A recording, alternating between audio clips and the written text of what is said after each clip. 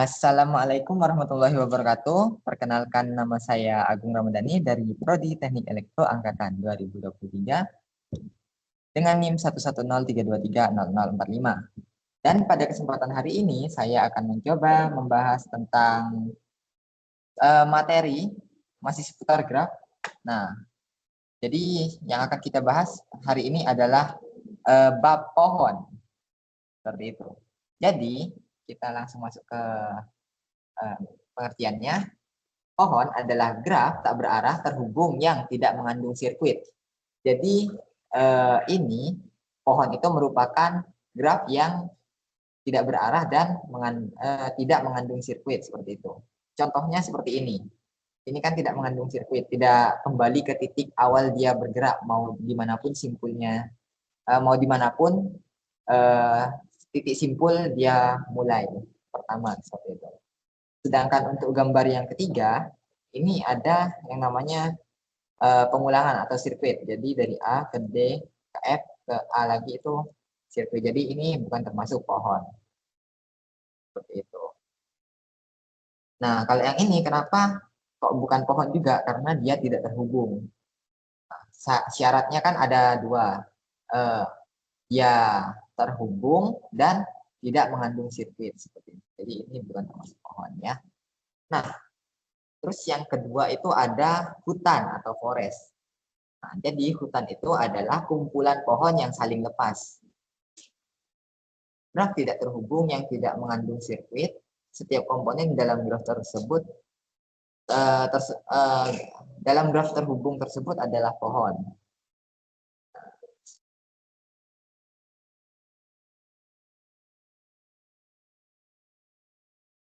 Jadi bentuknya seperti ini. Hutan. Nah, sifat-sifat pohon. Misalkan G, Fe adalah graf tak berarah sederhana dan jumlah simpulnya N, maka semua pernyataan di bawah ini adalah ekuivalen. G adalah pohon.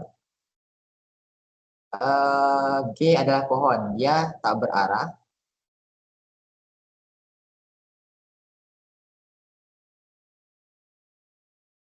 Oke, G adalah pohon. Setiap pasang simpul di dalam G terhubung dengan lintasan tunggal. Betul. Jadi pasti lintasannya tunggal ya, tidak bolak-balik atau sirkuit. G terhubung dan memiliki N-1 buah sisi. Jadi sisinya hanya satu.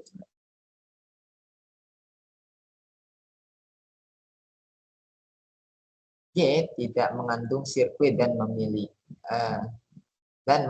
M sama dengan N-1 buah sisi. Tidak mengandung sirkuit ya, tidak pengulangan.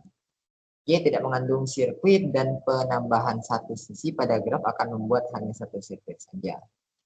G terhubung dan semua sisinya adalah jembatan. Yang selanjutnya ada pohon berakar. Pohon yang salah satu buah simpulnya diperlakukan sebagai akar dan sisi-sisinya diberi arah sehingga menjadi graf berarah, dinamakan pohon berakar atau rooted tree.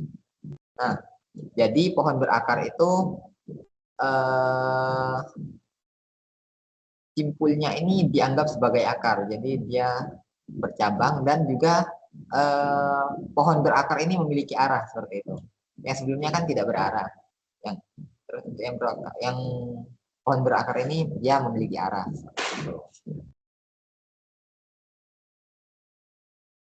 Oke, terus ini bentuk-bentuk pohon berakar, pohon dan dua buah pohon berakar yang dihasilkan dari pemilihan dua simpul berbeda sebagai akar. Nah, jadi pohon berakar seperti ini itu bisa berubah jadi berbagai macam bentuk pohon lain, seperti bentuknya bisa seperti ini, bisa seperti ini. Tergantung simpul mana yang ingin dijadikan akar. Terus terminologi pada pohon berakar.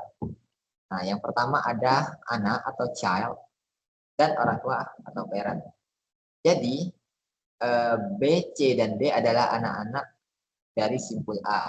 Nah, ini simpul A merupakan parentsnya atau orang tua.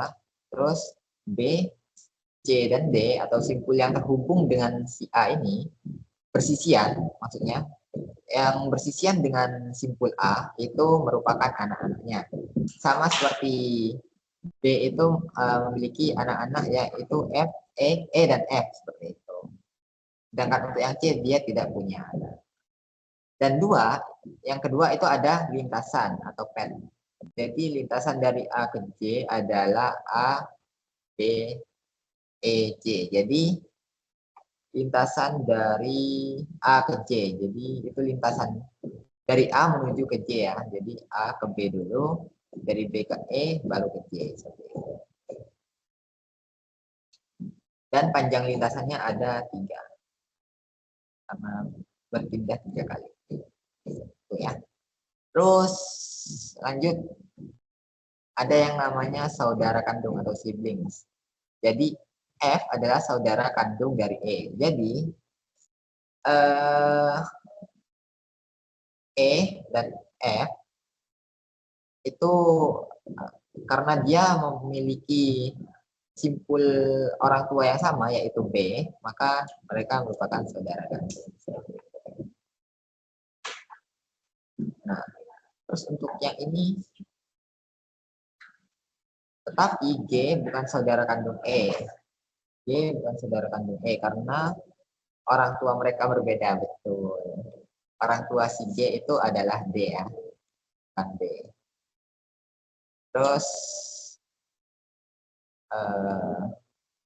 untuk seperti ini itu merupakan subtree atau upa pohon seperti itu. Karena pohon di dalam pohon. Terus lanjut, yang selanjutnya ada derajat atau degree. Derajat sebuah simpul adalah jumlah upah pohon atau jumlah anak pada simpul tersebut. Derajat A adalah 3, derajat B adalah 2, derajat D adalah 1, dan derajat C adalah 0. Nah, jadi derajat itu mirip seperti sebelumnya, cuman di sini sedikit berbeda artinya. Jadi yang A itu punya derajat 3, yaitu B, C, dan D. Untuk B itu ada 2, yaitu E dan F. D itu ada 1, dan C itu tidak punya derajat. Jadi yang dianggap derajat itu yang di bawahnya saja gitu. Untuk yang di atasnya, sisi yang di atasnya itu tidak termasuk ke dalam derajatnya. Jadi walaupun ini, kalau di materi kemarin kan ini dianggap memiliki 3 derajat nih, simpul B. Tapi kalau dalam terminologi pada pohon berakar, B ini derajatnya hanya 2 saja, yang ini dan yang ini saja, seperti itu.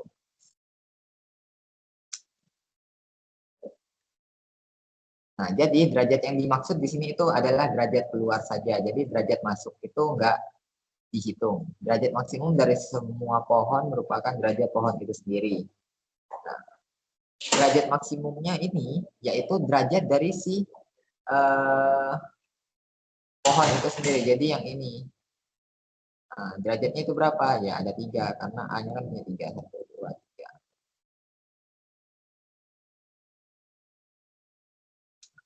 Yang selanjutnya ada daun atau leaf, simpul yang berderajat 0 atau tidak punya anak. Nah, jadi yang tidak punya anak seperti C, H, I, J, L, M ini merupakan daun seperti itu. Lanjut, terus ada simpul dalam, internal nodes. Simpul yang mempunyai anak disebut simpul dalam. Nah, yang punya anak disebut dengan simpul dalam, kayak B, D, A ini akar ya, jadi nggak termasuk. Jadi yang termasuk itu cuma B, D, E, G, K saja. Terus lanjut, ada yang namanya aras atau tingkat seperti itu. Jadi aras ini apa? Nah, jadi itu dia tingkat pertama itu ada di tingkat 0 itu ada di akar, terus tingkat 1 itu ada di simpul yang kedua, yaitu sebagai tingkat 1, terus ini simpul ketiga itu sebagai tingkat 2 dan seterusnya. Dan selanjutnya ada tinggi juga atau kedalaman. Jadi aras maksimum dari suatu pohon disebut tinggi atau kedalaman pohon tersebut. Pohon yang di sebelah mempunyai tinggi 4. Nah ya, jadi total tingkat dari suatu pohon berakar itu bisa kita namakan dengan tinggi atau kedalaman gitu. Jadi bisa dihitung mulai dari akar pertama itu 1, 2, akar pertama. Maksudnya simpul yang pertama setelah akar itu dianggap 1, 2, 3 dan seterusnya. Totalnya itu merupakan tinggi seperti itu.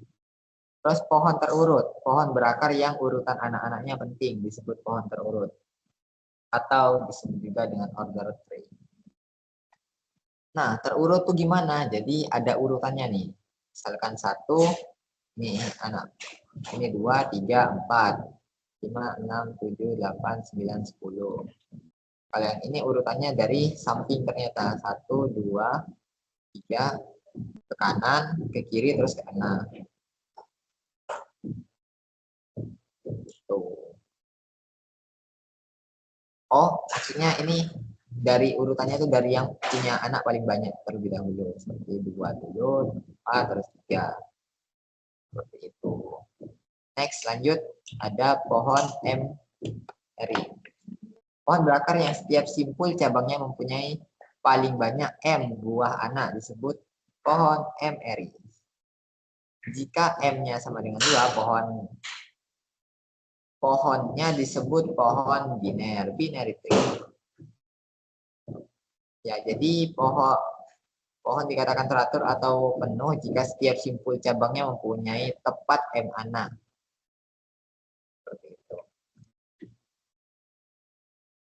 Jadi kalau misalkan M-nya itu 2, berarti setiap simpulnya itu harus punya seenggaknya 2 cabang seperti itu.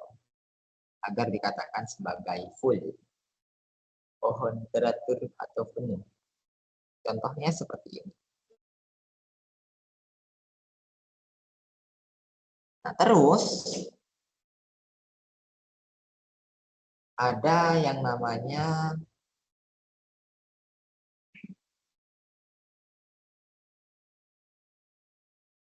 persamaan dari pohon MRI teratur, yaitu pertama persamaannya bentuknya seperti ini, N pangkat A plus 1 min 1 dibagi N min 1.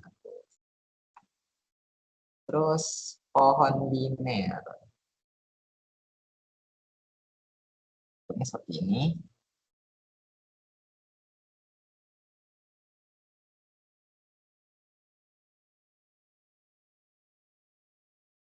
Ada yang condong ke kiri, ada yang condong ke kanan. Nah, kalau yang ini pohon biner full, jadi masing-masing punya 2, ini 2, ini 2, ini 2, dan seterusnya. Pohon biner seimbang.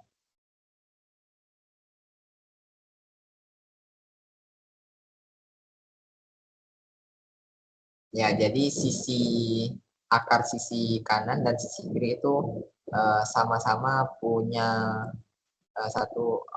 punya 3 tingkat seperti itu. Jadi seimbang ya. Kalau yang ini kan yang 3 tingkat cuma di sebelah kiri saja.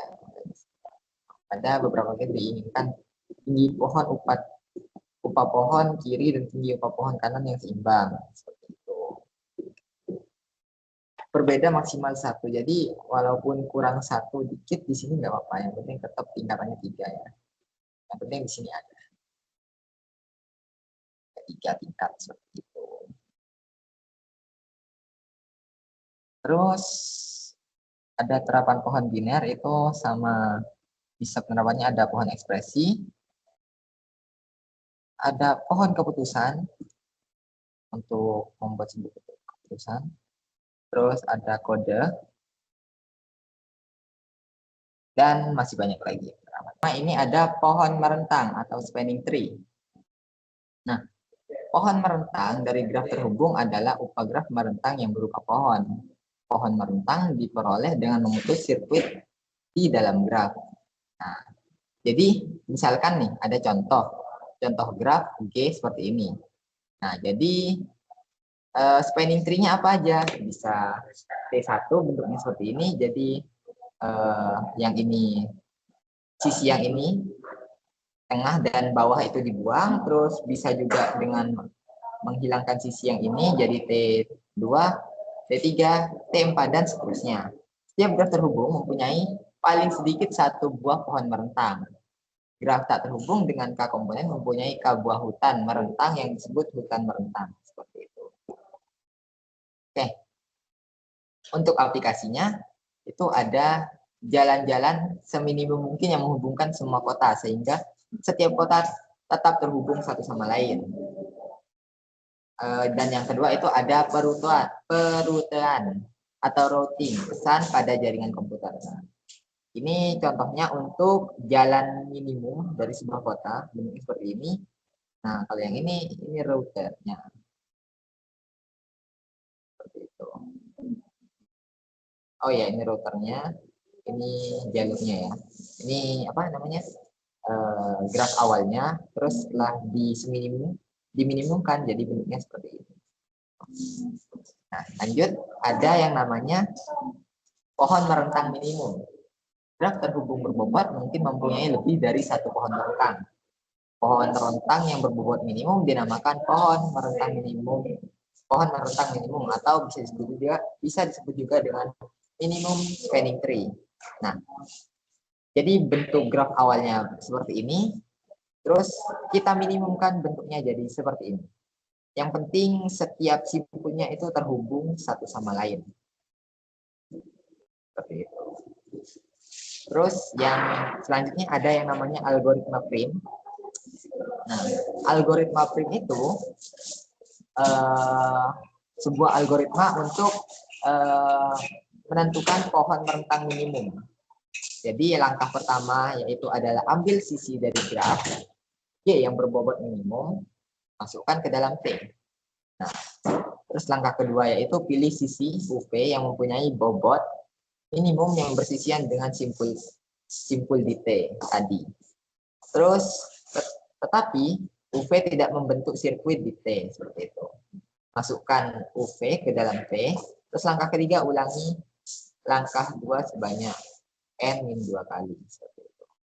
Nah, contohnya seperti ini. Misalkan yang pertama kita cari kita anggaplah kita mulai dari simpul 1 dulu. Terus kita lihat di simpul 1 ini sisi yang paling minimum yang mana? Nah, ternyata yang sebelah sini yaitu dia 10 dibandingkan dengan 45 dan 30, yang paling kecil kan 10. Jadi kita ambil sisi 1 ke 2 ini, kita taruh di T atau kita pindah ke tempat lain. Seperti itu. Kita taruh segaris 1 seperti ini. Terus habis itu kita langkah kedua itu pilih sisi UV yang mempunyai bobot minimum dan bersisian dengan simpul di T. Oke. Cari yang bersisian. Ini kan simpulnya awalnya segini. Ini doang. Terus cari nih yang bersisian. Yang minimum yang mana? Yang minimum ternyata dibandingkan 25, 40 dan 50 yang paling kecil itu 25. Jadi kita ambil yang 25. Taruh sini. 25 kita tempel di sini. Habis itu sama seperti langkah sebelumnya, kita cari yang minimum lagi. Nah, dari ini yang paling minimum ke mana? Ini ada 20, ini 25 kan udah nih tadi. Berarti sisa 20 sama 55. Nah, tentu saja kita pilih yang 20 ya. Jadi kita tarik sisi yang 20 ini kita tempel di sini. Terus lanjut. Ini kan untuk ke 1 udah nih. 1 kan udah terhubung dari sini. Jadi ini nggak usah dihubungin lagi. Kita pindah ke sisi sebelumnya. Sisi sebelumnya Yang paling minimum lagi tuh yang mana? 5. Tadi kan udah kepake 25. Berarti 20 juga udah kepake. Tinggal 55 sama 15. Nah, jadi kita ambil yang paling kecil yaitu 15. Kita tempel di sini. Nah, sudah terhubung nih ke titik yang ini. Nah, tinggal kurang satu titik lagi. Ini yang di tengah ini. Ya udah, kita tinggal sambungin aja. Dari titik ini ke sini. Paling minimum. Udah. Akhirnya kita dapat yang namanya pohon merentang minimum seperti ini bentuknya. Itu. Nah, terus algoritma yang kedua yaitu menggunakan algoritma Kruskal. Nah, langkah pertama yaitu sisi-sisi dari graf sudah diurut menaik berdasarkan bobotnya. Dari bobot kecil ke bobot besar. Langkah kedua yaitu T-nya masih kosong. Terus langkah ketiga yaitu pilih sisi UV dengan bobot minimum yang tidak membentuk sirkuit di T. Tambahkan UV ke dalam T. Langkah 3, ulangi langkah 2 sebanyak N-1 kali. Jadi kita urutkan dulu sisi-sisi dari graf yang sudah diurut menaik berdasarkan bobotnya. Bobot kecil ke besar. Oke. Berarti menaik kan? Berarti dari bawah ke atas. Diurut menaik. Berarti bisa dibilang itu kita cari yang paling besar dulu. Kita cari yang paling kecil ke yang paling besar. Yang paling kecil mana? Itu ada 10. Kita urutkan dulu. Terus 15. 10 kita tempel, terus 15 kita tempel. Terus habis 15 kita cari yang paling kecil lagi. Ada 25 nih ternyata. 25 tempel. 25, 20 juga tempel. 30. Oh, ternyata sudah ada sambungan dari 20 ke 25. Jadi 30 udah nggak ikut. Yang satu juga sudah sambung sini. Jadi ini nggak usah ikut. Terus lanjut ke 40. Oh, ke 35 dulu ya. Ke 35 sambung sini 40. Ini nggak usah karena sudah ada sambungan dari 2 ke 6. Jadi nggak usah. Udah deh, jadi kayak gini. Selesai. Gampang kan? Itu materi matematika diskrit bab movement dan penelusuran pohon. Sekedar mengingatkan saja, untuk PPT ini saya mohon maaf karena PPT-nya kurang lengkap dan sepertinya sulit dimengerti, jadi saya akan mencoba membahas sebisanya saja ya. Oke, kita langsung ke materi yang pertama, yaitu terapan pohon biner. Nah, ini sebenarnya lanjutan dari materi sebelumnya, yaitu materi terapan pada pohon biner. Pohon, tapi ini menggunakan kode biner seperti itu. Yaitu adalah dengan yaitu terapannya adalah pembuatan kode Huffman. Jadi contohnya seperti ini, rangkaian bit untuk string ABA, CCDA itu bentuknya adalah seperti ini ya kode Huffman-nya. Terus untuk total bitnya itu ada berapa bit? Yaitu ada 56 bit. Seperti itu. Nah, ini kodenya. A itu ini, kodasinya B ini, dan C ini, dan seterusnya. Terus kalau misalkan ini kan masih dalam bentuk kode ASCII nih, contohnya. Terus kalau misalkan kita buat dalam bentuk kode Huffman itu gimana? Nah, bentuknya seperti ini. Rangkaian bit untuk A, B, A, C, C, D, A itu hanya memerlukan 13 bit saja. Nah, cara mencarinya itu kita kumpulkan dulu setiap hurufnya, setiap jenis hurufnya. Yang pertama ada A. Terus kita hitung kekerapannya atau seringnya dia muncul itu, atau jumlah dia muncul itu ada berapa. Nah, di sini kan A-nya ada 3 nih. Kalau dalam rangkaian huruf ini. Nah, ada 3, jadi kita tulis 3, terus peluang munculnya itu ada 3/7. Kenapa kok 3/7? Jadi ini kan total seluruh hurufnya ada 7, jadi 3/7. Untuk kode Huckman-nya, kita kasih dia kode 0. Seperti itu. Terus untuk B itu kita cari juga kekerapannya, terus anunya seperti ini, kode Huckman-nya seperti ini. Oke, dan seterusnya. Terus selanjutnya yaitu ada terapan pohon biner. Nah, terapan pohon biner yang selanjutnya itu ada pohon pencarian biner. Jadi misalkan bentuknya seperti ini, ada R. Terus ada 2 cabang yaitu T1 dan T2 seperti itu. Contohnya seperti ini, ada data nih. 5, 32, 18, 40 dan seterusnya. Nah, terus kita susun. Jadinya 50, 32, terus 18, terus 40,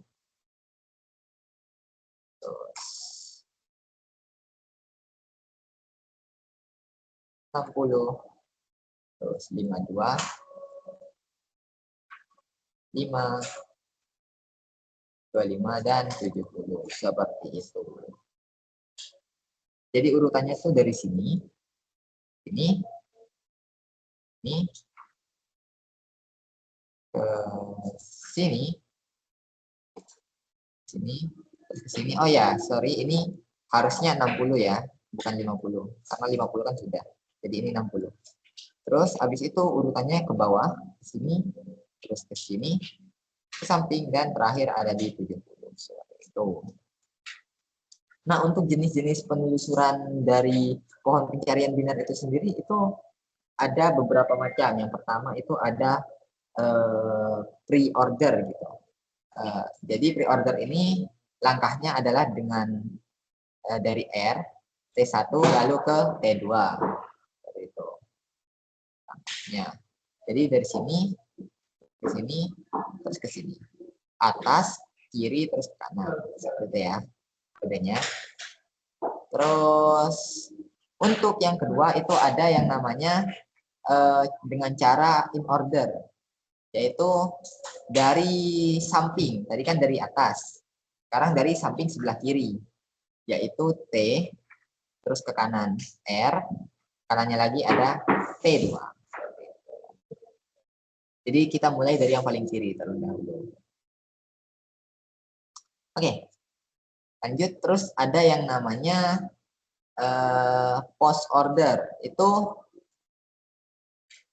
kita mulai dari bawah, kan tadi dari atas udah, dari kiri udah, terus sekarang kita ada yang caranya mulai dari bawah, kita sebut dengan post order. Kita mulai dari T1 dulu, ke T2, baru ke atas R, seperti itu. Nah, untuk contohnya seperti ini, misalkan ada pohon biner bentuknya seperti ini.